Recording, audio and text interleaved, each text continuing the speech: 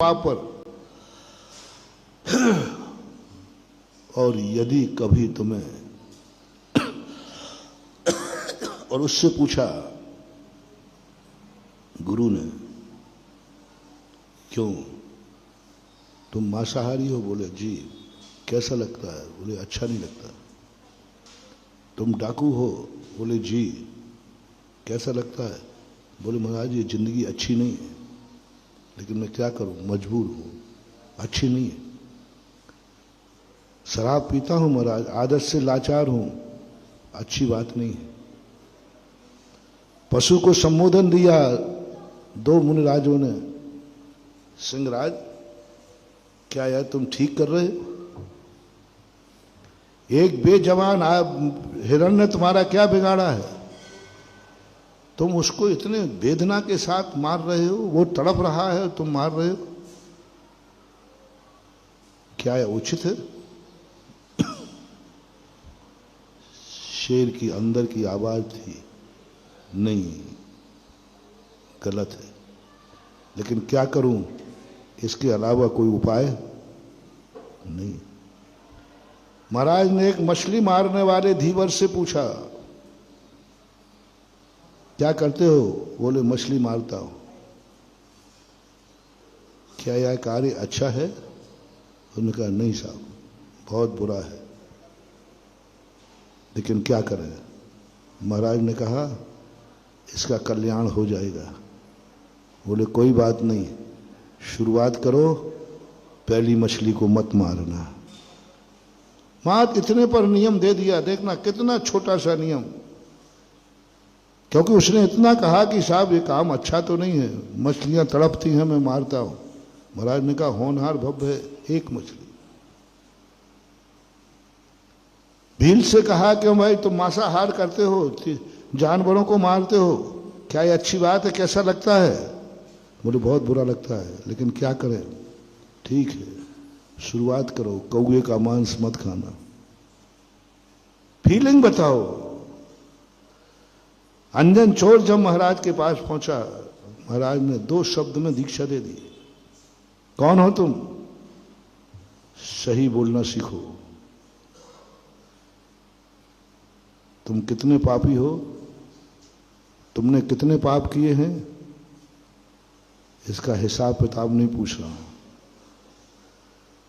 तुमने कितने पाप किए हैं, तुम्हें कितनी सजा मिलेगी, ये गुणा भाग मत लगाओ।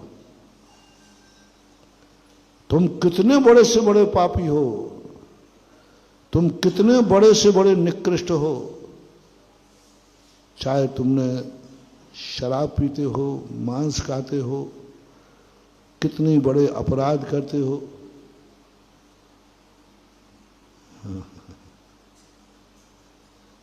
घबराना नहीं, घबराना नहीं। मेरे से इतना बड़ा पाप हो गया, मेरे से मैंने इतना गंदा कार्य किया है, मेरी ये चीज ठीक नहीं है, हो गया, घबराओ मत, अभी मौका है, अभी मौका है। मैं उनको उपदेश नहीं दे रहा हूं जिनसे कोई पाप नहीं हुआ है, जो बहुत अच्छे इंसान हैं, जो अच्छे कार्य कर रहे हैं। मैं उनको उपदेश दे रहा हूं जिनसे बहुत बुरे कार्य हो गए और बहुत बुरे कार्य कर रहे हैं, छूट नहीं रहा। बहुत बुरे कार्य, तुम पापों से महापाप कर रहे हो और तुमसे बहुत बड़े पाप हो चुके। शराबी हो, जुआरी हो, मांसाहारी हो, क्रोधी हो, पता नहीं तुम क्या क्या कर चुके। वो पापों की गिनती आप खुद लगा लेना। बस मैं तुमसे एक प्रश्न पूछूंगा, उसका जवाब में तुम्हारा भविष्य का माफीनामा लिखा हुआ है। कितने ही बड़ा पापी हो, कितने ही बड़ा पापी हो, मत इसकी गिनती लगाओ तुमने कितने बड़े पाप किए हैं, मत लगाओ। बस एक बात कहना शुरू लो। गुरु ने पूछा तुम कौन हो, तो झूठ मत बोलना। मैं पापी हूं, मैं चोर हूं, मैं डाकू हूं, मैं शराबी हूं। सत्य बोलना, बस इतना ही मात्र बोलना है आपको। क्योंकि जो व्यक्ति जो करता है उसको वह मानना चाहिए, छुपाना नहीं। झूठ मत बोलना, नहीं तो तुम्हारा कल्याण कभी नहीं होगा।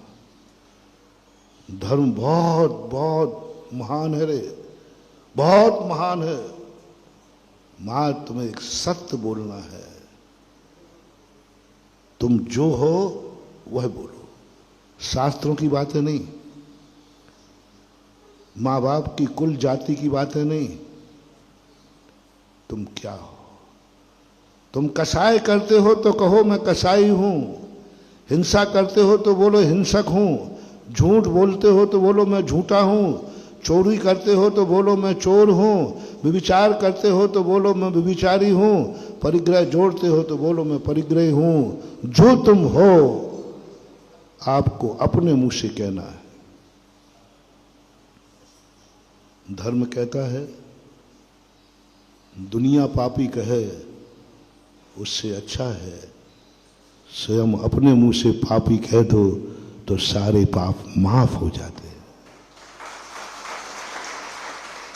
दुनिया पापी कहेगी और कल गुरु पापी कहेगा, कल जनवाणी पापी कहेगी, कल बाप पापी कहेगा। महानुभाव बहुत बड़ी, सारे पापों को माफ कानून में है। डाकुओं ने सब अपना आत्मसमर्पण कर दिया और ने सब कबूल कर दिया। सरकार ने डाकुओं को माफ कर दिया, सांसद के टिकट दे दिए। जैन धर्म में भी हमने पढ़ा मां दुनिया पापी ना कह पाए और स्वयं पापी कहना है। लोक अदालत में और धर्म की अदालत में क्या अंतर है? मैंने एक दिन कहीं कहा था लोक अदालत में सजा दी जाती है और गुरु की अदालत में सजा ली जाती है। वहां